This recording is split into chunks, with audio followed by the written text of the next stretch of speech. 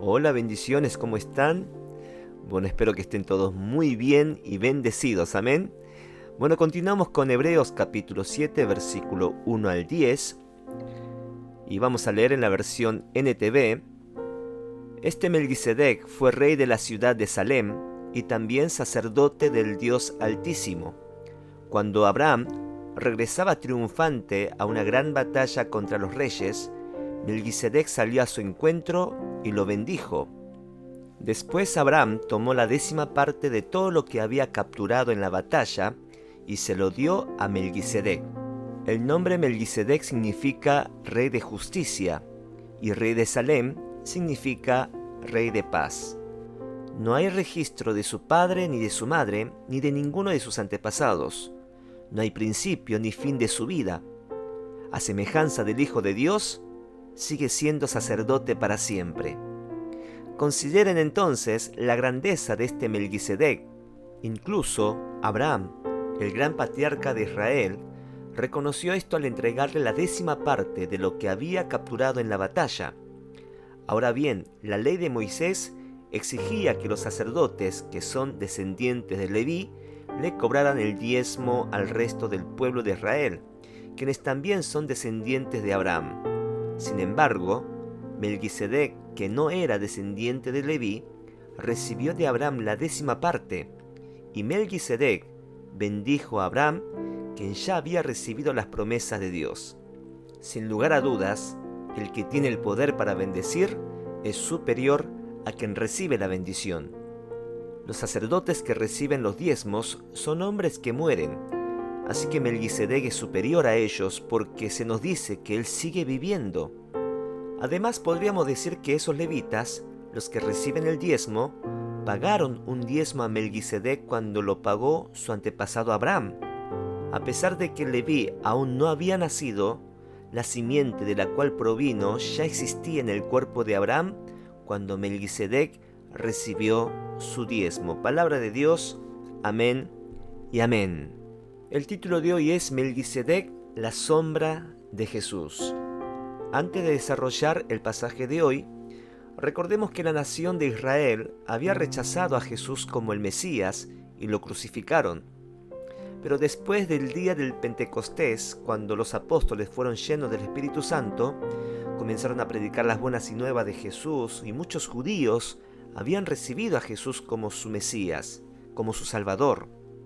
Pero cuando vino la persecución, los ataques, el maltrato, el abandono de su propia familia a causa de Cristo, comenzaron a abandonar la fe en Jesús, regresando otra vez al judaísmo. Por eso el autor escribe esta carta a los hebreos que habían abandonado la fe para mostrarle que Jesús es superior al sistema religioso judío. Porque este sistema religioso del judaísmo, el sacerdote, tenía una posición demasiado importante, y recordemos que en el antiguo pacto el sumo sacerdote era el representante del pueblo delante de Dios. Ahora el sacerdote no podía ser cualquier persona. No es porque yo quiero ser sacerdote y entro al sacerdocio, no. El sacerdote tenía que salir de la tribu de Leví. Y para los judíos Abraham era lo más supremo, porque era el padre de los judíos. Abraham tuvo a Isaac, Isaac tuvo a Jacob, y en Jacob nacen las 12 tribus de Israel, y uno de ellos se llamaba Leví. Quienes fueron escogidos por Dios y el por qué fueron escogidos, bueno, eso lo veremos en otro momento porque si no se nos hace muy largo, pero la cuestión es que solo de la tribu de Leví, del linaje de Aarón, podría salir un sacerdote. Y nadie podía tomar ese lugar del sacerdocio porque quería. Tenía que ser solo del linaje de Aarón, de la tribu de Leví. Y su rol era presentar a Israel delante de Dios y ofrecer sacrificios que expiaran o cubrieran los pecados del pueblo. Por eso el autor señala que los sacerdotes del linaje de Aarón, de la tribu de Leví, eran personas imperfectas.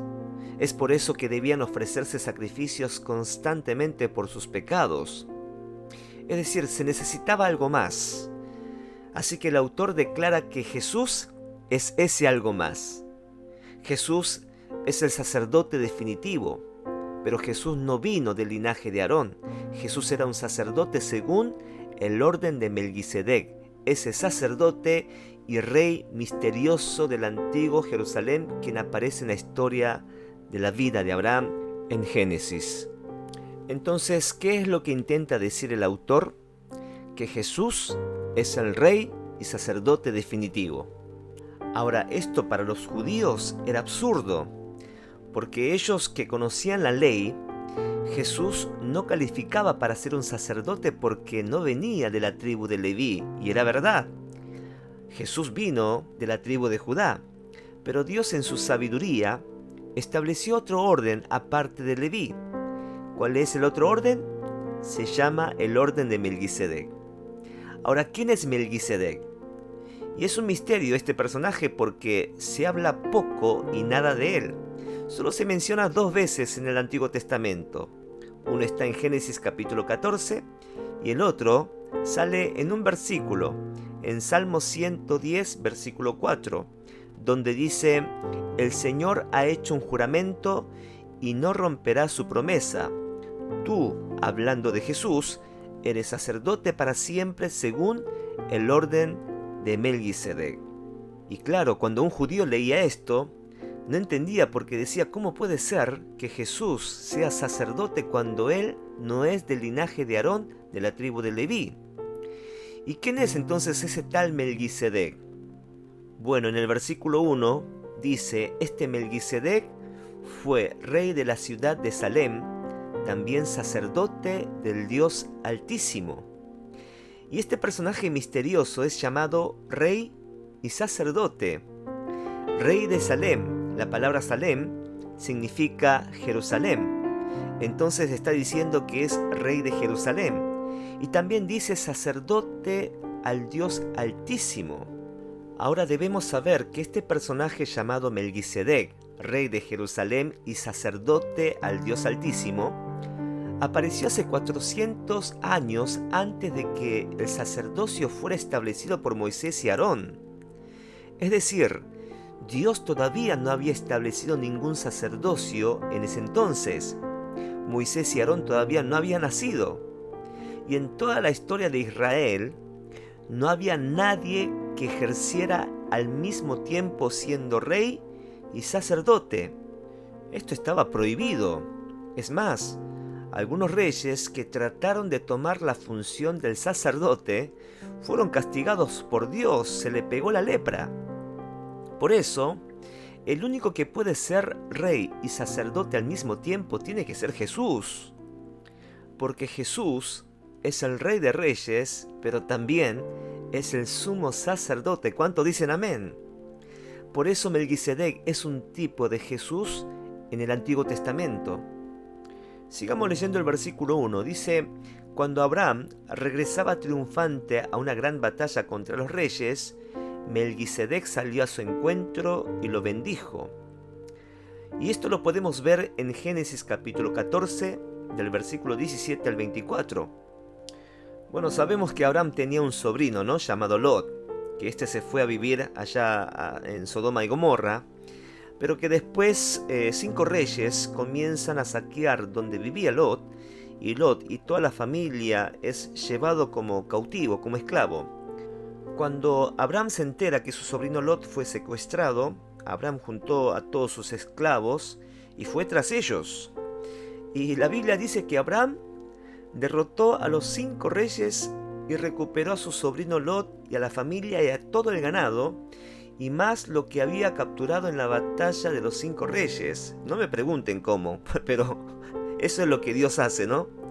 O sea, Abraham llevó con sus esclavos, ni eran soldados, y derrota a 5 reyes. Dios mío, eso tiene que ser la mano de Dios obrando, ¿no? Y mientras Abraham regresaba triunfante, dice que Melquisedec salió a su encuentro y lo bendice.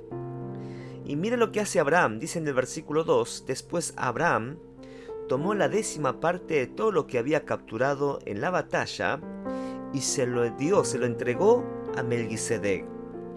Ahora la pregunta es, ¿cómo Abraham sabía lo del diezmo? ¿Y por qué se lo dio a Melquisedec cuando todavía la ley no había sido escrito? Pero si continuamos leyendo en el versículo 2, dice, el nombre Melquisedec significa rey de justicia y rey de Salem, significa rey de paz. Dígame si no son los atributos de Jesús. Él es el rey de justicia, Él es el rey de paz. ¿Cuántos dicen amén?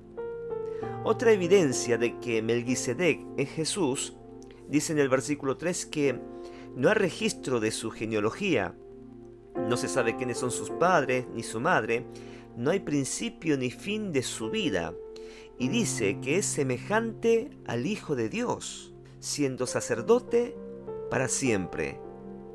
Ahora, la razón por la cual el autor está insistiendo que Jesús es mayor, superior que Abraham, de tal manera que Abraham le dio su diezmo a Melquisedec, es porque los judíos creían que Abraham era el padre de ellos, era como el supremo, porque del linaje de Abraham salió la tribu de Leví, el sacerdocio.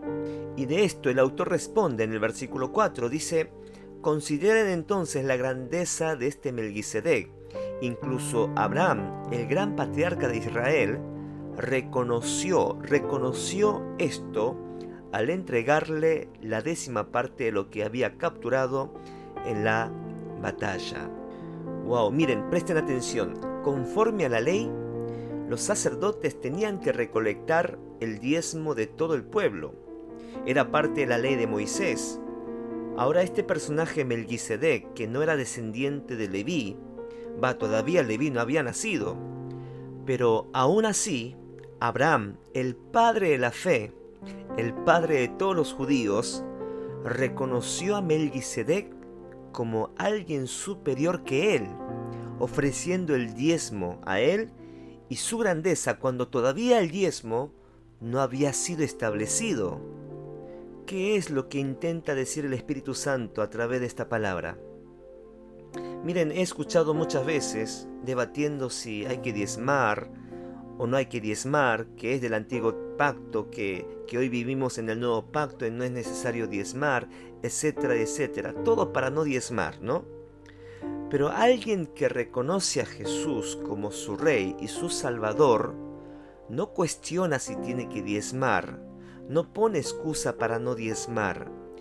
Diezma por fe, porque reconoce la superioridad de Jesús. ¿Cuánto dicen amén?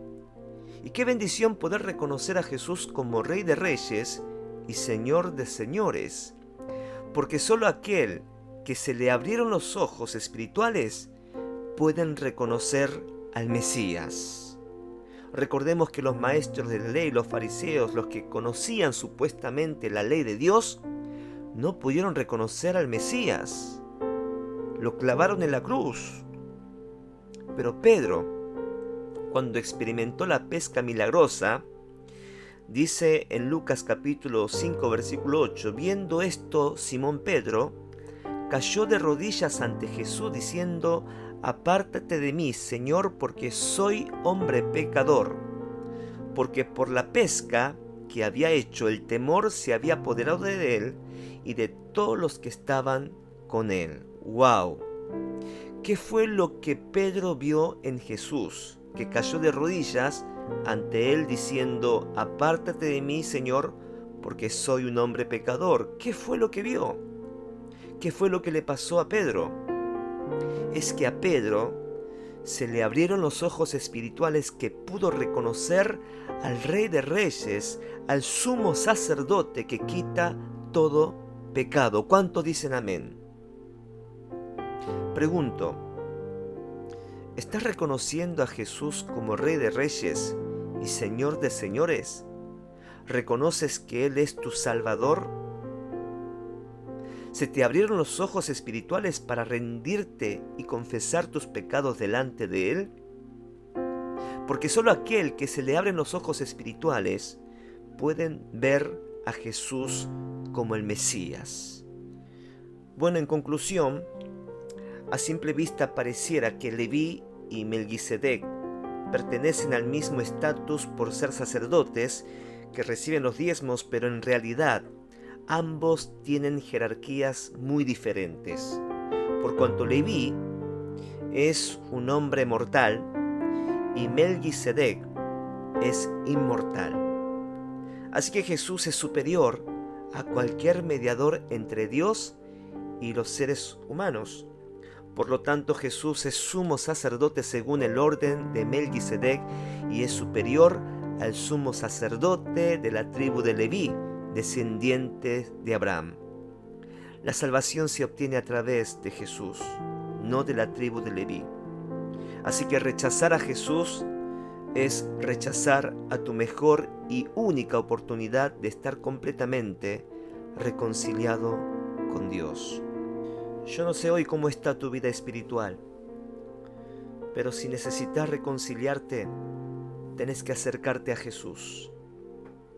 Y dice su palabra que si confesamos nuestros pecados, Él es fiel y justo para perdonar nuestros pecados y limpiarnos de toda maldad. No te quedes ahí sin hacer nada. Busca a Jesús. No busques otro puente para solucionar tus problemas. Acércate al único mediador, al único que puede ofrecer una ayuda completa, plena y bendición sobre tu vida. Amén. Amén. Amado Jesús, Rey de justicia, Rey de paz, hoy reconozco que necesito conocerte día a día más de ti. Necesito que abras mis ojos espirituales para poder reconocerte, Señor, como el Rey de Reyes y Señor de Señores, como el Dios Supremo.